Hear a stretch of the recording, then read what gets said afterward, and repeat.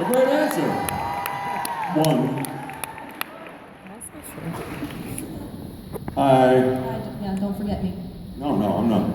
I wouldn't forget you. This was actually my sister's question, but she gave it to me. Okay. So, Where's your sister? Right here. This is my sister. Okay, hi. Her name's Audrey. Hi, Audrey. My name's Madison. I know. Why are you bitter? It's your question. You can ask it together. No, it's my birthday. Oh, Jesus Lord, you guys, there's a lot of stuff going on right now. I'm so sorry. I know. All right, happy birthday. Okay. Sister's question, who's bitter? That it's not your birthday, or you're not the one talking to me? I don't know. Go ahead, what's your question? Okay, so you've obviously done a lot of fantasy and drama productions and characters. So as an actor, how do you keep yourself in a realistic mindset while you're in a fantasy role? What fantasy roles are we talking about? Like supernatural, it's a science fiction. John Winchester's real. I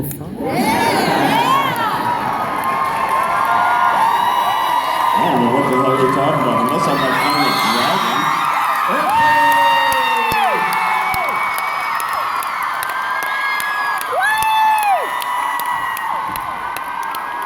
Camera, where's my camera?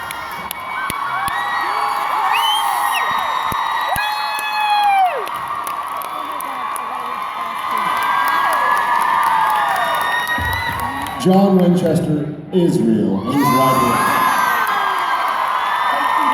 Man, what timing! And it's her birthday. Happy birthday. Oh, I'm sorry. Should we go away now? Please. They know that I answer questions a lot worse when you're here. Did you just tell them to leave? No, I'm kidding. Oh my God! You know they're gonna give me shit now. This comes back on me, not you, birthday girl. I'm sorry. I apologize. All right, fantasy roles. Honestly, every role I take, I try to make real. So I don't think of anything as a fantasy role. John Winchester was a real guy to me. Real emotions, real feelings, real love for his kids. So I don't look at that. 'Cause if you look at everything like, well, that's not real. How do you fucking play that? You know, I mean, unless I'm playing a puppet, playing a puppet, maybe. I don't know. I'd watch that. That would be something. I got an idea. I mean, there's go down a few rabbit holes with that comment, but that's. Well, we've come to relieve you, my friend. You guys, as always, put your hands together for Jeffrey Dean Morgan, and let's say hello to Jared Johnson.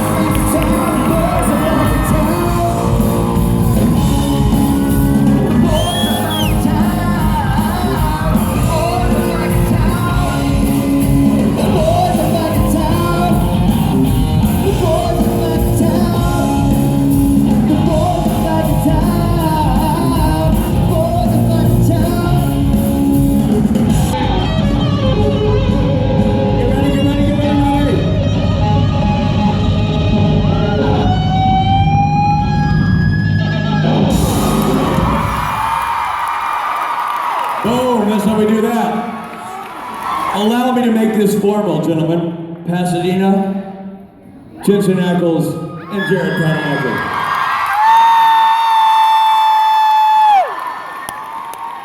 What's up, California? How the heck are you? Hey, how about old Jeffrey Dean Morgan, huh? How about John friggin' Winchester? Can I do one of my favorite things? Does somebody have any control over the lighting and just a little bit of light out in the audience? Just a little bit of light out in the audience. Okay, there's a little. I think it's maybe I'm imagining things. Maybe hang on, this works. There we are.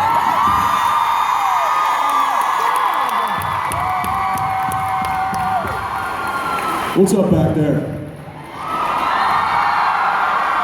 Hey up here.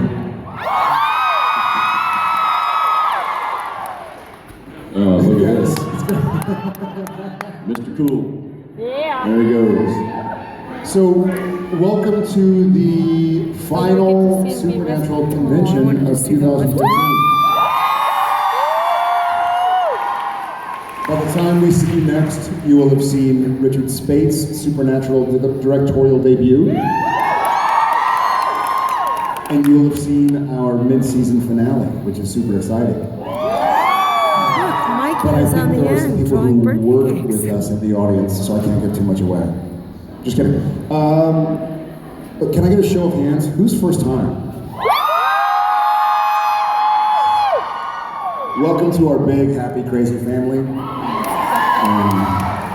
We got your back as long as you got ours.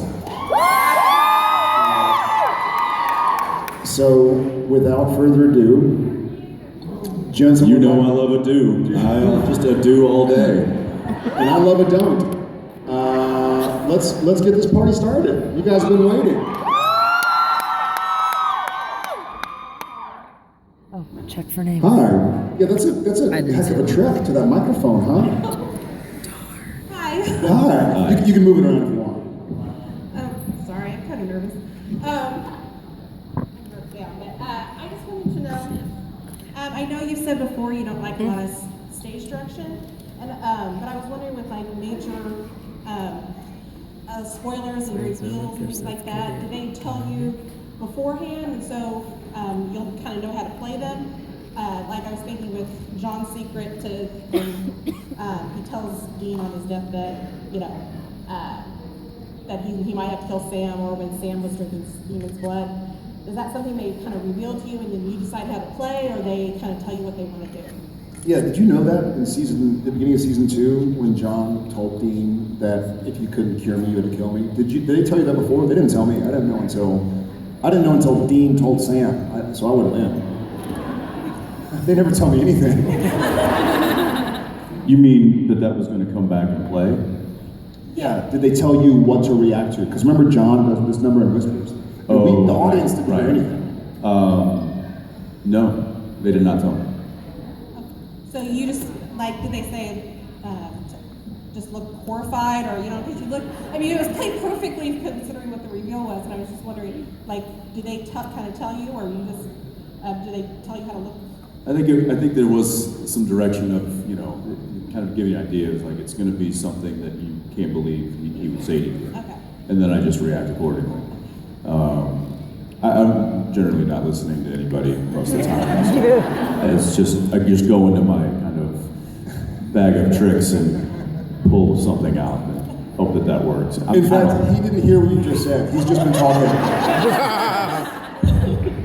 No, yeah, that was something that they came up with later. So, and you know, they're pretty specific about planting those seeds.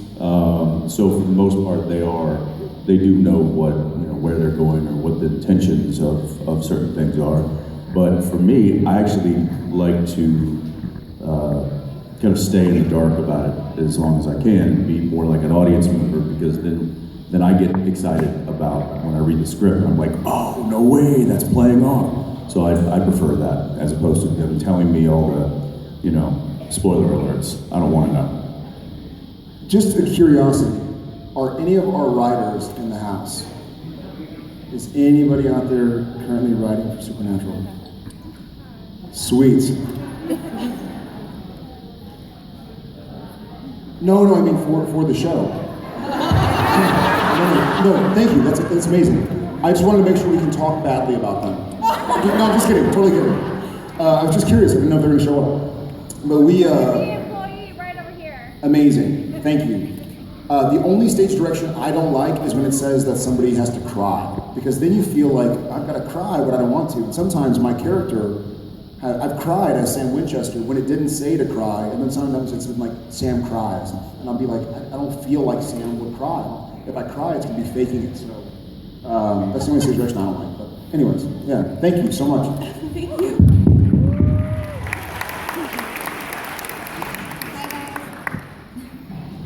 I wanted to know what the most emotional scene you guys have done in like all of the show. Like what, in your opinion, was the most emotional scene that you guys have done? Jensen? Most emotional? Like that, like really got you going. I think the Nutcracker scene made me cry. And I was crying with laughter. There's a couple that kind of come to mind. You know, the one where Sam dies and talking over his dead Which body. time Sam dies? More specific. When he got stabbed in the back. So that one was tough, and I remember telling the director at the time, I was like, you know, I don't know how many of these takes I have in the gas tank, so if you could shoot as much of it in one pass as possible, that'd help us all out. 'Cause that one was tough. Also, the other one was that came to mind. I always forget the name of that episode where Dean tells Sam about his experience in hell. Heaven and Hell? That's right. Is that it? Yeah, because it was season 4. I remember that was, love that for some reason, it just got really emotional. And sometimes it's interesting when you're doing scenes like that, because your brain knows that that this is not real, but you're telling your body that it is.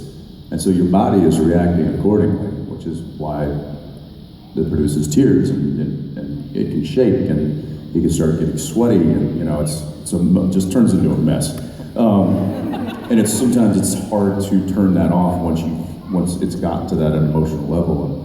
And I remember at the end of that scene, I had to take a walk and just walk it off. As my dad always told me, walk it off. I think for me, I think there are two that I can remember. One was Heart, having to put down something. I hated watching you go through that day, because Jared this was early, was that season 2? It was 1. It was 3. 1.5. 2. 1. So he was still trying to figure. I mean, we weren't as close to the characters as we are now, and so being as close as we are now to the characters, there's an emotional attachment that you have to these characters that you're able to tap into a lot easier now than I think we did back in the first few seasons. And so I remember Jared, during that filming of that scene, he stayed in that heavy emotional state. And he was just like in the corner, just like rocking, and I remember, I don't know, you tell him if you want to tell him what you're thinking about. I think, so I have a dog. I have 2 dogs now, but at the time I had 2 dogs as well. But it reminded me, so the scene in Heart, I think you probably have all seen it, where I have to kill Madison, is that it? And it made me think about my dog, like having to put down a dog that doesn't know what it had done wrong. And so I kind of started thinking about my dog and how I would feel if I had to go shoot my dog, even though my dog didn't mean to do something. And it was a very sad scene. I started thinking about my dog. But a lot of times in these scenes, like even in Sacrifice, I kind of stayed in it. My 2 big ones were probably Heart in season 2 and the season 8 finale with Mark Shepard, Sacrifice. And so I think, thank you. So those were both, they kind of consumed me a little bit, and also I feel very lucky. For those who I haven't had the opportunity and pleasure to meet, and thanks, I feel very lucky to be able to play Sam Winchester in front of you guys, so thank you. And so some of these scenes that I feel really capture Sam and or Jared and or issues a lot of us have dealt with, I really try and give it the sincerity and gravitas that it deserves. So I think those 2 for me. Thank you so much. Thank you.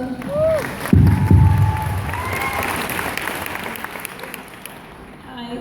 First of all, you are absolutely incredible and inspire us every day, both as Jensen and Jared and as Sam and Dean. Thank you. And I'm sure this question's been asked before, but we know Sam and Dean's greatest fears. What are your greatest fears, and how would you cope with them should you encounter them? Apparently I'm scared of snakes because of the yellow fever snake that came over the thing. So Yes, he is. And he will save himself. So the scene in Yellow Fever where there's the snake coming over the sofa, No, over me. over Jensen on the sofa, we're sitting On me, on my shoulder, on me. Not you. This guy. The way it was written was the snake's supposed to climb over Jensen, and Sam is supposed to be like looking at Dean going, he's scared. But when it started happening, Jared was like, nope, I'm out of here. I just totally like walked off. And I think I walked off and ended up in Video Village where the director and the producers and stuff sit and watch what's going You on. walked off set. Like you left this. It wasn't like you just went to the other side of the room. You left set. Meanwhile, I have a 150-pound snake crawling down to my crotch. Not the first time he's ever said that.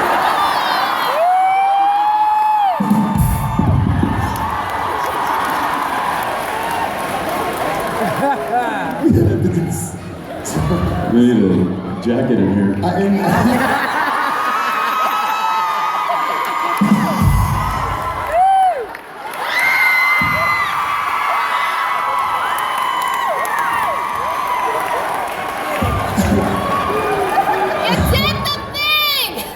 ended up like in Video Village, and the director looked over. He's like, "What are you doing here? You're supposed to be like on camera." And I was like, "Nope." You're like, "All right." So, and bears, snakes and bears. That's me, Jensen. Apparently, I'm not afraid of snakes. Although it was because its head was the size of my fist, and it was like right here. And when you turn and see a snake's head that big, that far from your face, I guess I just froze. So there wasn't a whole lot of acting going on during that little take. Greatest fears. I don't know. I can't do better than that. That was. What are you scared of? What's that? Twitter. I think they said glitter, but I think I'm more afraid of Twitter than I am of glitter. Glitter, I said glitter, sparkly stuff. Thanks, somebody really gave me a nice laugh there, I appreciate that. I don't know. Not to get too serious, but I think honestly, my greatest fear is not being able to get to my family if something happens.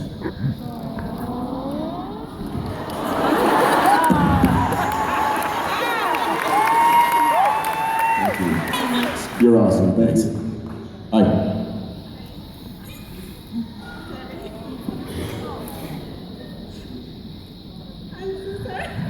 It's okay. It's all right. Take your time. Nobody's looking at you.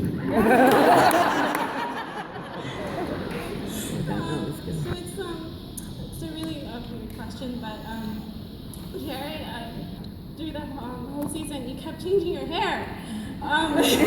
Which whole season? Like first season, second. I just see that. The whole show. The whole show. I'm sorry. Yeah. Mr. Consistent.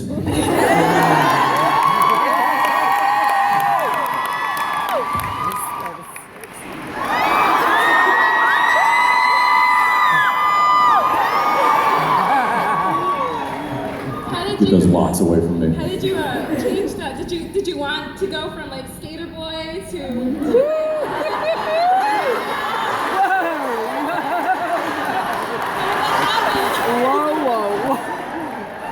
Yeah, Jared, did you want to go from skater boy to fashionista?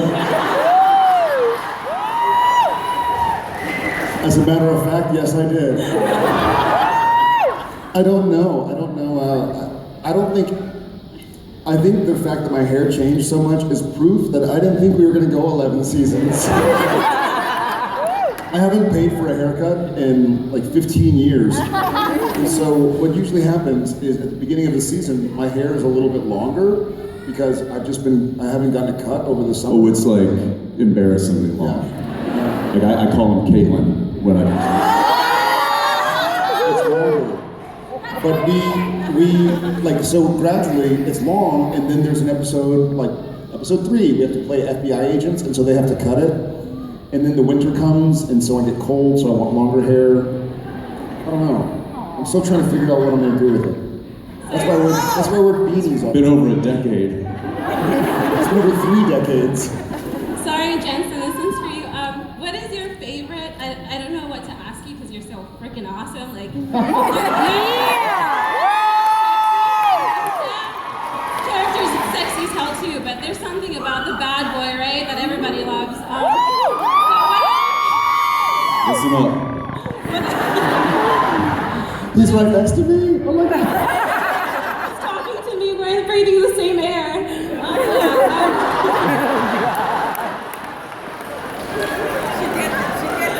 What is your favorite? What is the most sexiest scene that you've had that you've enjoyed?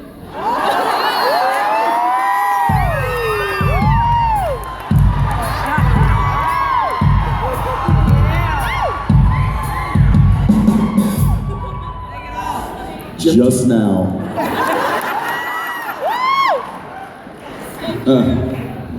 That or gym teacher.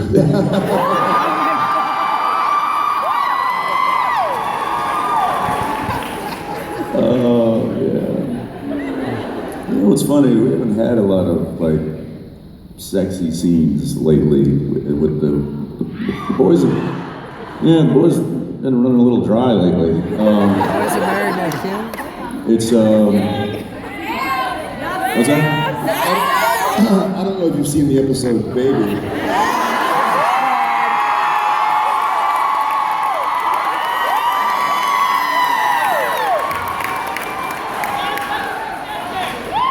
Yeah, I remember that scene. You weren't even there.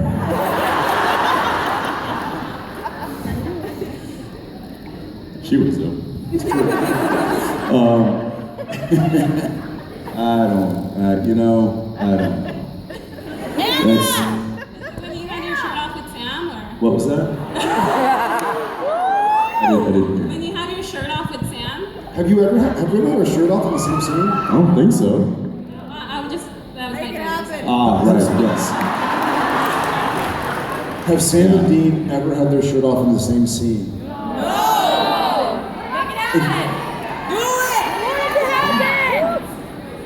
Super Wiki, where are you? I don't think so. It's interesting because those scenes that most people, I guess, would associate with being sexy, like whether it's a love scene or something like that, they are so not sexy when you're filming. Ask you end up marrying her. Well.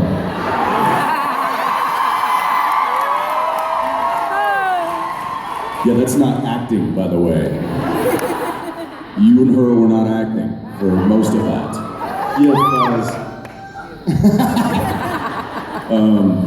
I mean, ask Julie McNiven when, we were in the backseat of the Apollo. It was like, my only... Hey!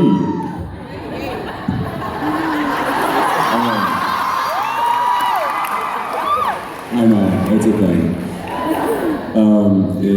My number one priority is making sure that she's covered and comfortable, and that's that kind of negates any sexual undertones. So those scenes are always kind of a little uncomfortable. I just try to make sure that she's as comfortable as possible, and that's pretty much all I do. Not real sexy. Thank you. Hi. I wanted to first thank you for being such genuinely kind people and bringing so much joy to my life. So thank you for that. So you've also been in horror movies in a couple, and I was wondering how you think your characters would fare in, like, Friday the 13th or My Bloody Valentine. I mean, let's just to clarify, if you're 18 and under, cover your ears. If Sam fucking Winchester was in Friday the 13th, come on, see you later, Jason.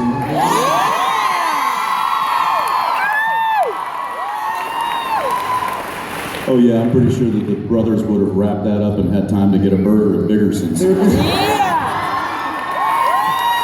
would be no more horror movies, because Sam and Dean would just show up and kill the bad guy and like go to a motel room and get some sleep. So, That's my vote.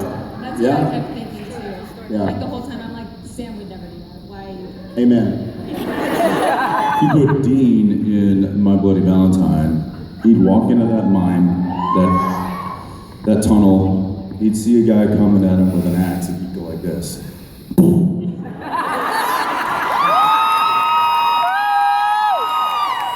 Not to be all Indiana Jones about it, but that's what he would do. It's funny I said that when I watched that. What's that? In Devour? He wouldn't go to Devour. Not interested. That kid can fend for himself. He didn't. Screwed himself over. Yeah. Thank you. Thank Thanks. you so much. Yeah, you got it. That's right. Hi there. Hi. So my question is, so you've had a lot of seasons so far. I mean, 11. That's a lot. I just want to know what your favorite season finale was, like the storyline for the season finale.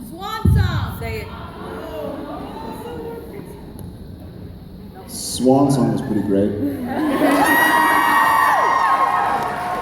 I'm gonna go back to, for me, for Jared, I'm gonna go back to another thing I just talked about earlier, but for me, the end of season 8 was really powerful, both personally, but to make the decision with somebody you care about to keep fighting and not give up was pretty meaningful to me. So I'm gonna go with that.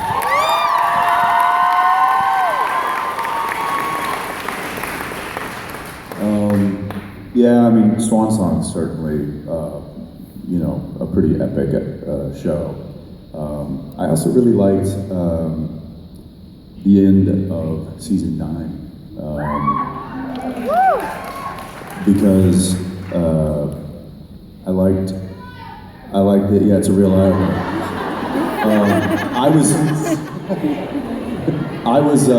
I was legitimately excited when I read that script. Like when it got to the end and the eyes popped open and black, I was like, oh yeah. It's like Rowdy Piper. Oh, step into a Slim Jim. Sorry. Anybody under 20 years old is like, ooh. A what? Whatever that is. Yeah, so we've had a lot of good ones. It's hard to choose from, but I like that one. Thank you. Thank you. Thank you. Hi there. Hi, I'm Amanda, and I was wondering what kind of car, if you didn't have an Impala, what kind of car would you get?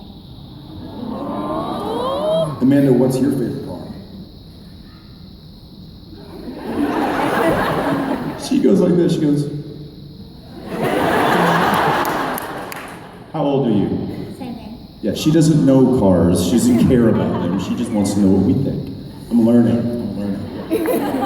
A big wheel. See? Gotta know your audience. It would need a big engine and a big trunk and 2 seats big enough for that guy and this guy to sleep in. So you tell us. But for the meantime, we'll just keep fixing up our Impala every time it gets beaten up. All right?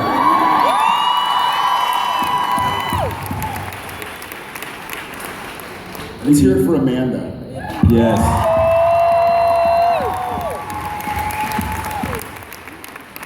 I think season 15, we need to do you guys see Mad Max, the recent one?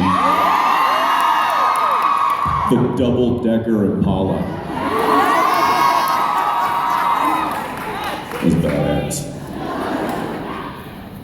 Probably not gonna happen. Hey, bud.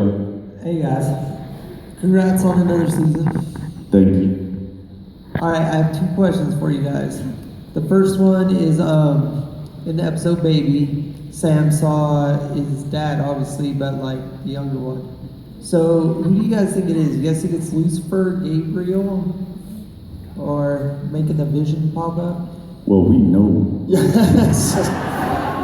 But we can't tell you. All right, I'll tell you. Spoiler alert. Basically,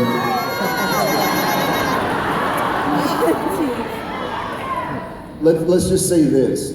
You're on the right track, knowing that it's not dad, not young dad, not old dad, not normal dad, Not any dad. not any dad. And we will find out very, very soon. In fact, once we get past Richard Spate's episode, we're gonna find out. I personally would love to go season 12, so I can't give that spoiler away yet, because I'll get fired. But soon enough, brother. Awesome. All right, my second question is, can we make the show like Days of Our Lives, where it runs for like 50 fucking years?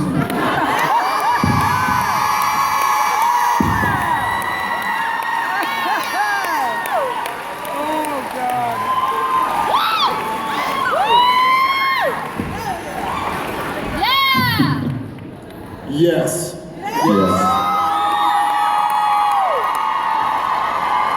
But it's up to y'all guys. If y'all keep fighting for it.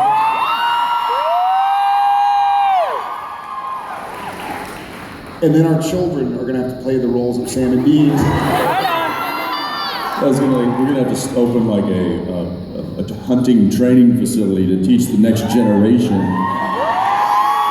Like pass on our knowledge and our skills. We'll be like the elders. Like gather around, children. Salt gun. I hope so, brother. It's good to see you again, and soon you'll find out who Dad and the Dream and the Apollo was. I'm excited about that. Yeah, and hopefully we keep on going for a long time. Awesome. You got it.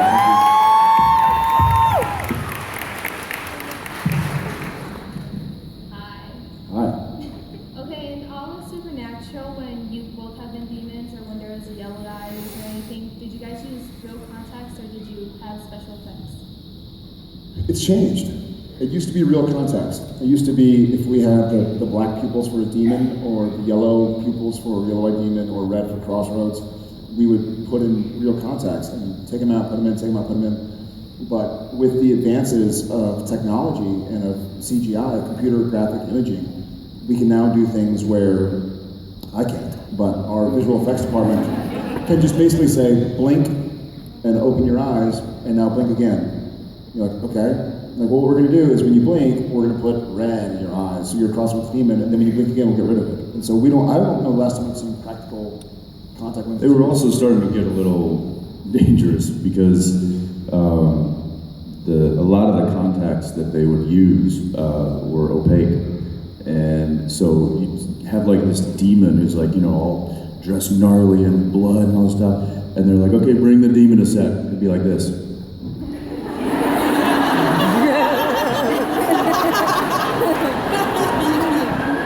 My mark? Yeah. Where's, okay.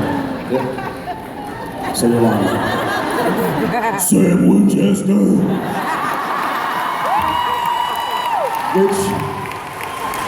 Which actually isn't as disconcerting as when they bring the demon to set and they're like, okay, action, and it's a fight scene and they can't see you. So they're just like, yeah. So it got to the point where instead of having a team of people to walk them and be like, okay, now punch, but you don't really want to hit him, so don't, and they're like, I can't see anything. Like, I can't see if I'm going to hit him or not because I can't see him.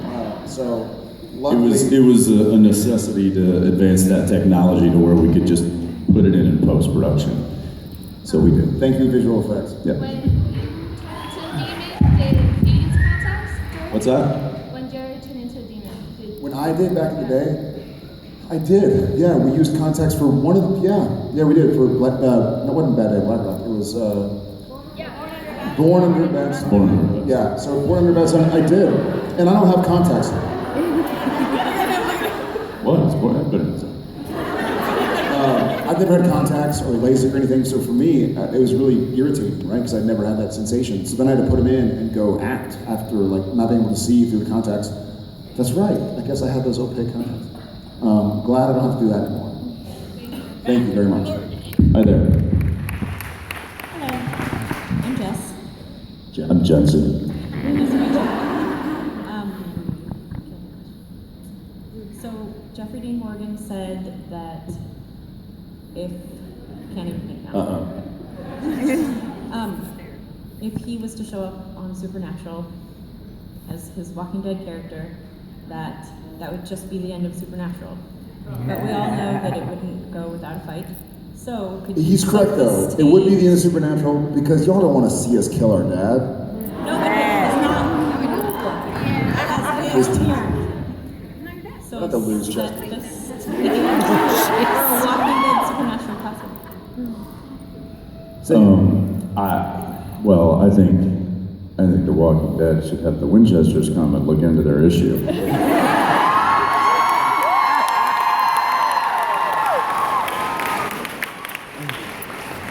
Yeah, we could teach him a thing or two, show him how to take care of things. I actually just had a line. Was it this episode that we're filming right now? Where I said, we're in a small town investigating a case, and I say, hey, maybe it's zombies, we can get our Walking Dead on. But see, that excites Dean Winchester. Unlike other people on other shows. Zombies. Oh my gosh, it's so scary. They're not even running fast, they're just crawling. So that would be the end of The Walking Dead. They're drooling, and there are a bunch of them. I think so, yeah. Thank you.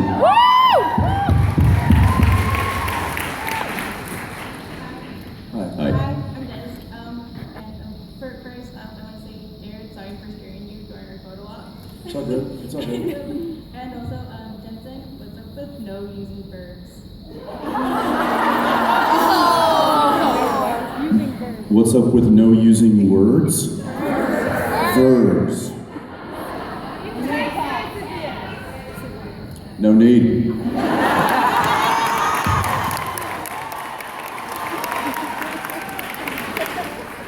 Simple, easy points. Done. Sam, hungry. Cliff tried to get you guys out of bed, clearly, because you guys did just texted him no. Yeah.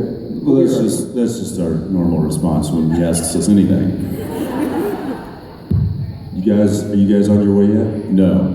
Are you up? No. No. Yeah. Do you want pizza? No. Wait? Yeah. Yes. You tricked us. You tricked us. Thank you. Thanks. Hi. I have two lists, and I'm wondering which one describes you better, but I don't want you to answer for yourself. I would like you to answer for each other. Gonna read the two lists. Is this like a compatibility test from Cosmo or something? Cosmo? Cosmopolitan. Sorry. Those in the know call it Cosmo. Boom!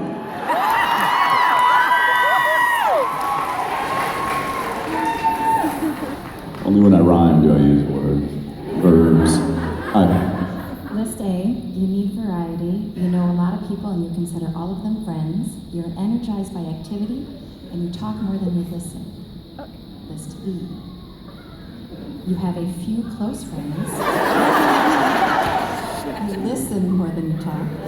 You think before you act and you concentrate on one topic at a time. I can't even concentrate right now. Is that it? It's two options? Two options. What was the... Could you repeat the first one? List A. So we have, you need variety. You know a lot of people, consider all of them friends. Energized by activity, and you talk more than you listen.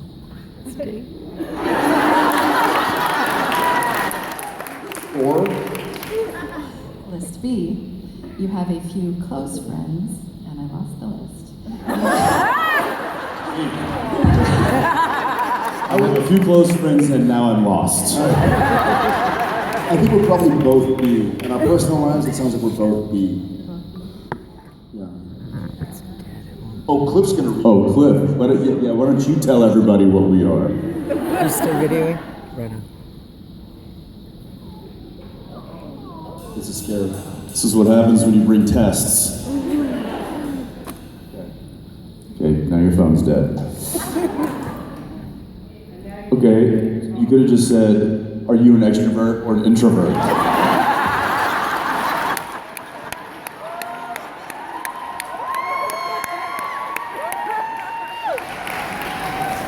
Thanks. That's a good question. I'm gonna go crawl into myself. I think it might surprise people. I think we're probably both, outside of work, introverts. Omnivert. I guess we've had to. The funny thing is, I had this discussion last night with my sister and her soon-to-be in-laws, and because our job requires us to be extroverts, we've cultivated it. That's been our job for 15, 16, however many years, and so we can do it, but it's not my nature. Like in the 10 years I lived in Los Angeles, I don't think I was ever at one club once. Like I just wanted to stay home and see the 3 people that I was friends with, and I mean, that's just fun. It's interesting. We get to be extroverts. We get all of our extroverting out of us. We just extroverted all over you y'all.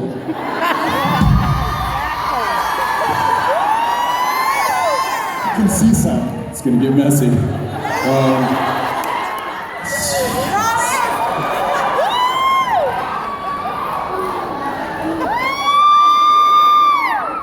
dare you? Yeah, that is an interesting point. I think that we don't have to be. We love coming up and talking to you guys. We love doing this, and we love going to set and working and performing and telling stories. We love doing that, and so when we don't have to do that, or we're not required to do that, I think he and I are both, we kind of keep it simple. Yeah, on days off, like if I have a day off and my family's in Austin and I'm in Vancouver and I have the odd day off, I'm not leaving the house. If I am leaving the house, it's to go take a book and sit at a steakhouse and like have some wine and a steak and read a book or something. But in a corner, kind of boring, right? I went to a concert by myself last week. And I enjoyed it. And I didn't talk to anybody. I was just the weirdo in the corner. He was introverting all over everybody. Everyone.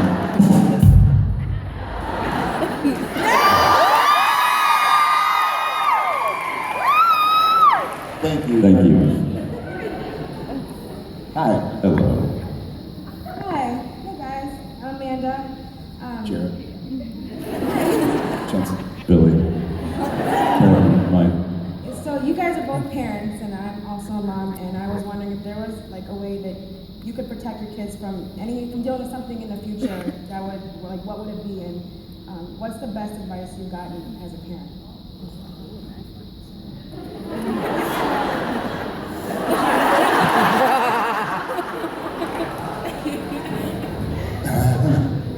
Jensen?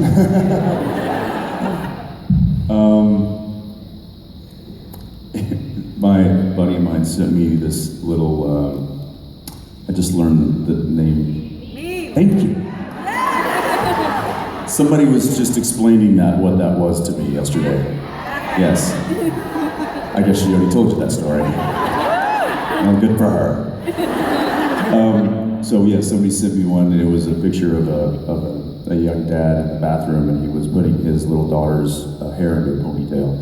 And the caption read, "Guns don't kill people, dads with pretty little girls do." And I just thought to myself, yep. Yeah, it's going to be interesting. There's a lot of things that have the potential to make me fearful for her and for just raising a daughter in today's society, raising anybody in today's society. I mean, look at Paris.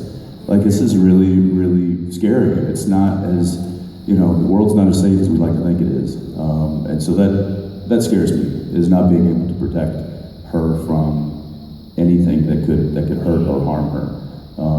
But, at the end of the day, I got to trust that, that it will be okay, and believe that the society that we live in will help facilitate and nurture a good human being. So, yeah.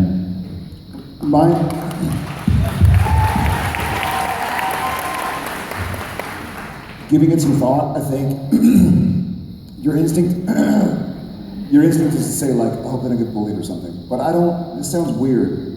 I don't hope my kids don't get bullied. Does that make sense? I don't hope they get bullied, but I was bullied. We've all been bullied and it sucks. What I hope I can save my kids from is giving other people's negativity weight and value.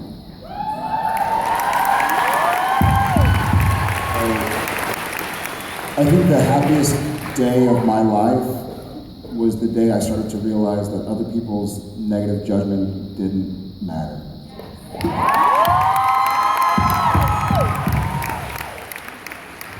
Thank you. And congratulations. You got it. Hi there.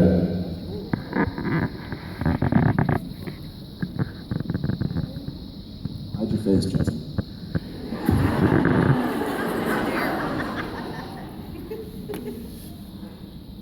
If you could be one other character on the show, If we could be another character on Supernatural, what would it be? Jared and I's default answer to this question is Castiel.